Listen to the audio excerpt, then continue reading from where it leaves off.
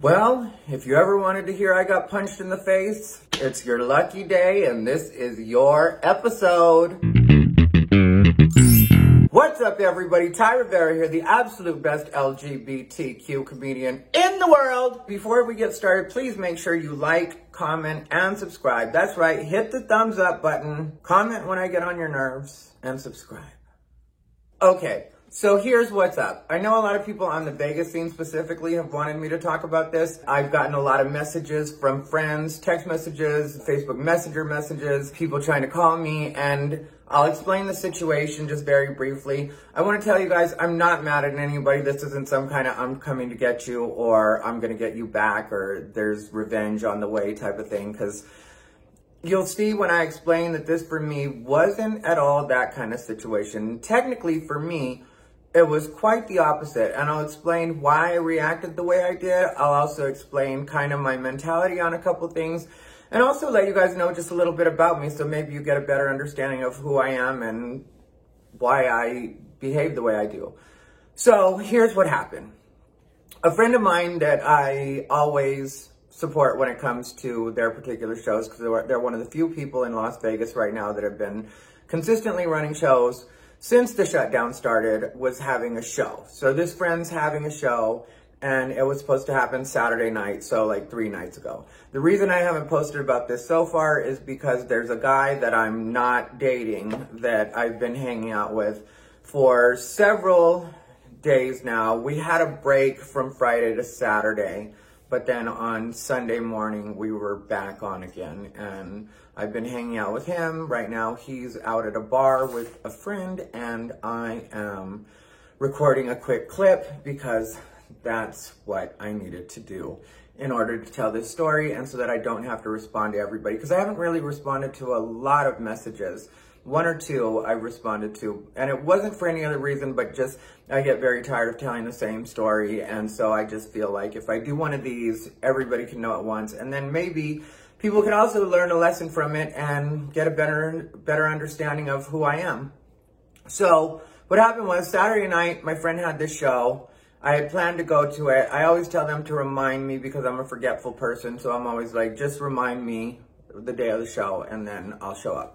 And so Saturday I got reminded. Saturday night, I ended up waking up late that evening. I went to the gym like I was supposed to. By the time I was done, it was already 8 o'clock, so I didn't get to the show on time. I ended up getting there about an hour after the official start time. I don't know when they started. By the time I got there, the theme of the show is that comedians are on psychedelics. So by the time I got there, the show was in full swing. I saw a friend outside. She immediately intercepted me and was like, hey, your friend right now, the host of the show, is on stage and was supposed to do a quick little something between comics, and it's turned into 23 minutes of them being on stage. She was like, maybe you can go in there and help the situation out. I walked in, I saw they were sitting on the stage. I didn't know what was going on. It didn't really make sense to me. I was like, not my business. The only thing I did was ask the guy that was in charge of sound, a friend of mine named Ian, to turn down the sound because it was a little too loud for everybody in the audience. It wasn't just my personal preference. And every once in a while, if I'm at a show and I notice something like that and I know the person that's handling the show, I'll go ahead and help out in that way. It's just something you do when you're a comic, in my opinion. So that happened. The sound got turned down, and then I went outside again. Well, first I was sitting in a chair, then I went outside again for a little while. Then there was a quick second when I went back in, and the host had come off, the host that had invited me, my friend, and when I saw him, the first thing he did while I was on my way out was he grabbed me and told me that it was great to see me, gave me a hug, gave me a kiss on the cheek, and we're good friends, so, you know, of course I was fine with all of that.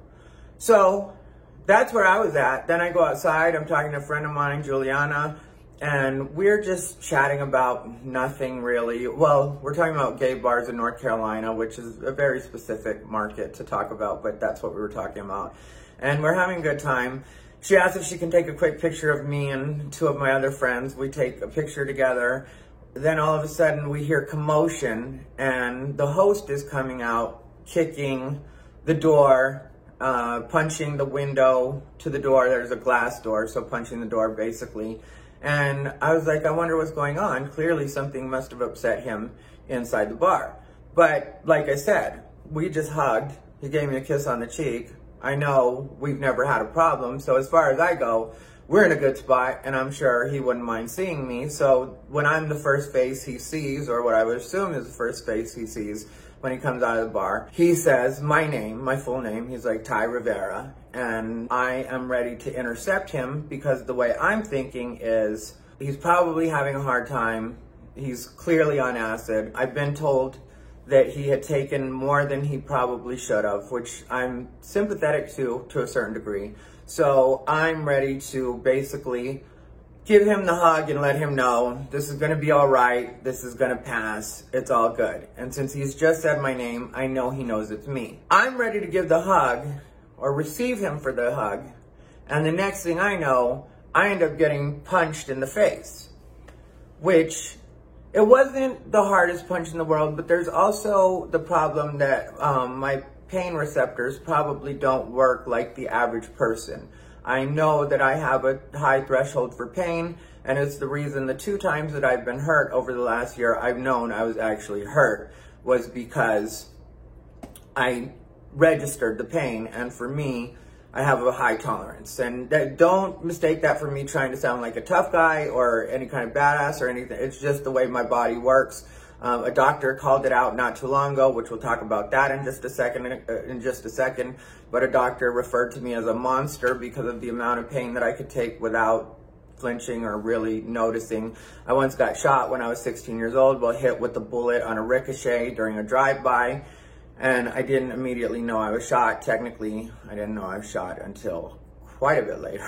I mean, like, you know, after everything had settled down, and then people asked, and still the answer was, I think I may have been shot. To me, it felt like my leg had fallen asleep. But this is the way my body works. So how hard the punch actually was, I'm not 100% sure. I could not tell you. I was told from a third person perspective, because like the way it worked out was basically I got sucker punched, you know, and I know that my friend was on drugs. So there's that makes me not necessarily refer to it as an outright sucker punch, but under any other circumstances, this would be a sucker punch, because not only was I not expecting the punch, I was in the complete opposite mode. I was in the receiving, I'm gonna hug you mode. And because I thought I was going to get a sloppy bro hug, which I've had a million of those when my friends have been drunk or on different substances, you know, where they just grab me and hug me. So I'm very used to that.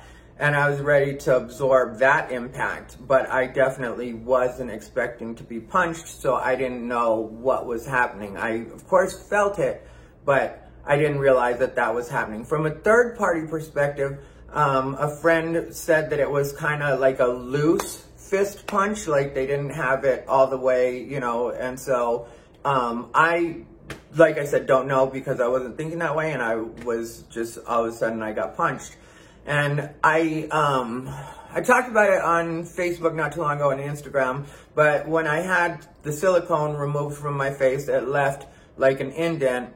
And so not too long ago, I had that filled in. So yeah, when the doctor was injecting me with the stuff to fill in the dent, he was working through pretty fast, and he was just like, you are a monster when it comes to this pain, because he was just able to just keep poking like he needed to do everything that he had to do. And there were a lot of injections that had to happen. So it's just pain tolerance is, I don't like pain though. Don't misunderstand it. I don't like pain. So that was the first thing that popped into my head when I got punched, was I wondered if anything had shifted. It doesn't appear that anything like that has happened. And when I was feeling it, it didn't really feel like anything like that had happened, even though you can't tell just from feeling it. But that was my number one concern. I'm not a person who gets mad the way other people do, because I feel like the way that my brain works is, at this point in my life, when I was younger, I was a bit more hair trigger. But at this point, I feel like the way that my brain works is it handles everything the way that it needs to be handled as far as in the moment goes. That's the way I feel like it works for my brain. Because the average person, their pride would have gotten hurt from being punched and would have thought, I've got to go after this guy. Because the punch happened and then he continued walking. So by the time I realized the way everything went down, I was just more thinking about the stuff in my face, you know, whether or not that was going to be affected by what just happened. And he was kind of a non-issue for me at that particular moment. So I wasn't going to pretend to be mad and go after him or, you know, like, to me, none of that entered my head. And I didn't feel like, you know, my man card had been pulled or any of that stuff that people would think, like, when they're, because I know that people have that question all the time. Well, why didn't you him up? Well, why didn't you do this?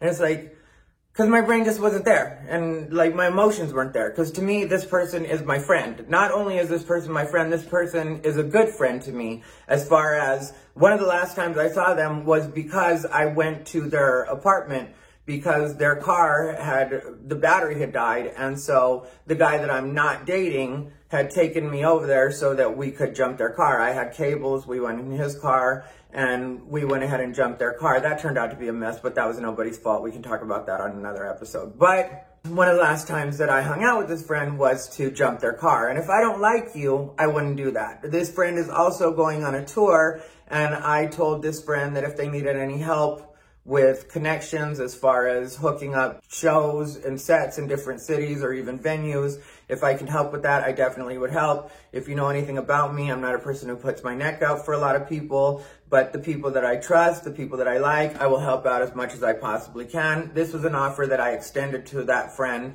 not only the first time, but also as recently as maybe 3 nights before the incident happened on Wednesday night when we were hanging out at Chunkless. To me, this is an actual friend. So I had no feelings of like, I want to get back at this person or I want to hit this person back or any of that. I was just kind of puzzled as to why it even happened. And I know how psychedelics work, at least to a certain degree. I've done my share of mushrooms. The first time I did acid was probably about a year ago with that particular friend. I've done it a couple of times since. And for me, it's about going inside and bringing out the, like, what's hiding in your mind, kind of the real you.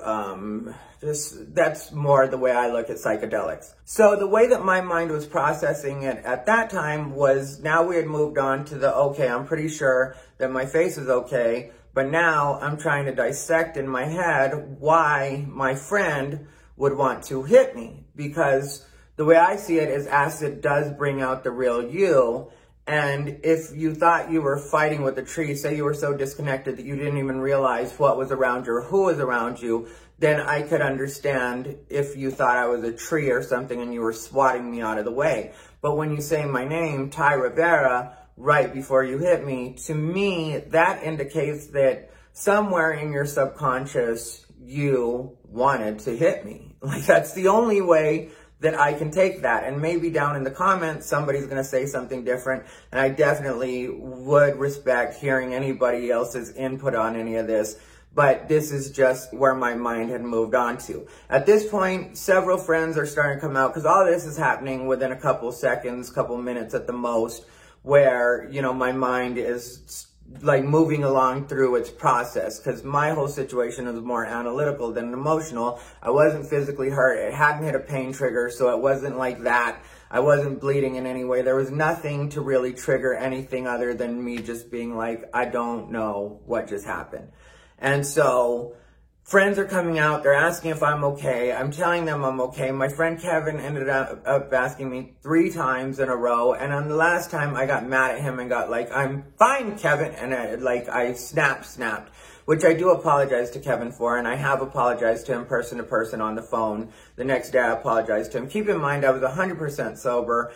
My friends were all either on psychedelics or had been smoking a lot of weed. So it's not like I even hold anybody responsible for any of that part, because it was just them, like, trying to make sure I was okay. Kevin was really just in his head as far as, you know, he was super high and flipping out just because, you know, you don't expect to see one friend punch another friend. And it wasn't like he punched me and then just moved on to some kind of quiet, calm place. Like, he was having a meltdown, walking through the parking lot, jumping on at least one car, if not a couple cars. It was a whole situation and a whole mess. And it just, you know, I was processing all of this and really trying to figure it out, because it took me to a place in my mind that I don't really go to very often, because I don't live my life with underlying emotions towards people that I like. If I like you, I like you. We're friends, and that's all there is to it. there isn't a part of me that wishes ill on any of my friends, and that's why I always promote their stuff and try to help out as much as I can. If you notice on my social media, I do shout a lot of stuff out, and that's because when my friends are trying to do something, I will try to help out as much as I can. So for me, I was trying to figure out kind of why this person would have those feelings towards me. And then there was also a part of me that felt like this just can't be forgiven, because the thing is, having stuff injected to fill out the indent or the dent in my face, however you would put it, was expensive. And whether or not anybody likes my face, my entire face is expensive. And that's not an exaggeration, that's not a joke, that's just a matter of fact. So if you're the kind of person that could be drunk or on drugs and possibly think about hitting me and make what could equate to a very expensive mistake for me that I know that you probably can't cover, and even if you can, it's going to mean downtime for me and having to go through a whole situation to get that fixed, then I don't want to be around you. And at that point, it's not about like what our friendship was. It's about me making the best decision for me. I'm not a young guy. I don't pretend to be a young guy.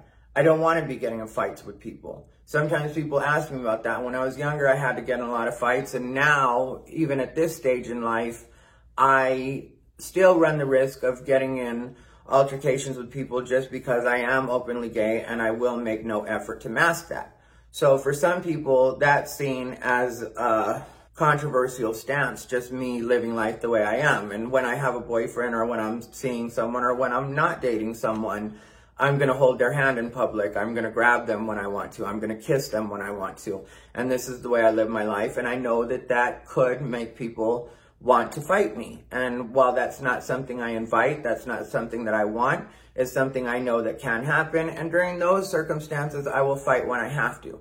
If it's something to defend somebody I like, somebody I love, if it's something to defend my life, then those are reasons for fighting. But outside of that, even the fact that I work out, or the way that I work out, is because, well, I work out because I like to build my body, and I want to make my body look better and better, and also because the person that I'm attracted to, or the people that I'm attracted to, like my body. So that's kind of a superficial thing. It's not about I'm trying to work out to be the toughest guy that you know, or to be getting in fights with people. That's just not the way my thinking works. So if you're my friend and now I have to worry about you snapping because you're on anything, then I don't want to be friends with you. And I haven't talked to this particular friend, even though they have reached out to me. In all fairness, they have reached out to me, so I'm not trying to make it seem like they haven't. They have, but I haven't really responded. Tonight I responded. I sent a couple text messages back just to let them know some of the stuff that I've said here. But I hadn't responded because I didn't want to make that the center of my life. And my thing has always been, at this age, if I need to have a heart-to-heart with a friend, then I don't want to be friends. Because, yeah, if your mom dies, your dad dies, something like that, and you want to talk to me, I can be there for you. But if I feel like there's something for us to really work out between us, then we just don't need to be friends. I have a handful of friends that I've had for years and years and years. And with them, if we absolutely had to have a talk, I'm fine with having a talk. But really, I prefer that there be no reason for a talk, because we just are adults and we both act the way that we're supposed to act. So I don't have a lot of that, and I don't want a lot of that, and I don't want to make time for that.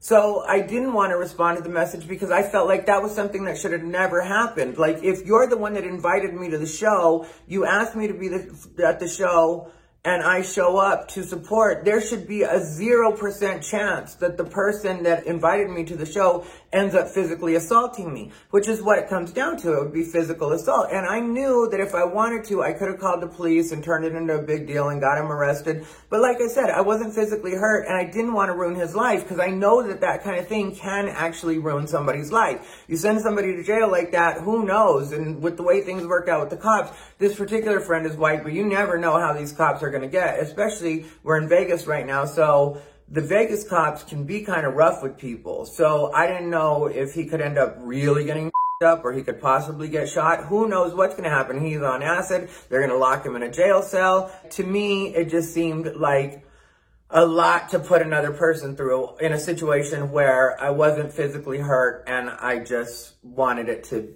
be done. You know, I just wanted, I wish that just hadn't happened. I wish I could go back in time and just not have shown up to the show, because then we would still be friends. But now I don't want to be friends, and that's just where it is. You know, I'm not looking to be enemies either. I just don't want to be friends. I don't care if I see that person. I'm not, like, you know, I'm not, like, scared or thinking, like, they're going to attack me or whatever. Like, I'm not, none of that is going through my head. It's just a matter of, like, I can't be around a liability.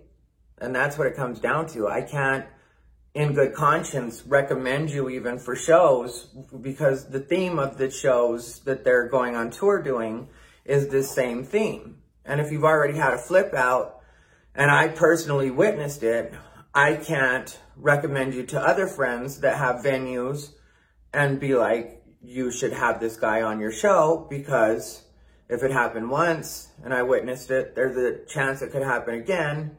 And then that kind of dirties my name when it comes to that kind of situation.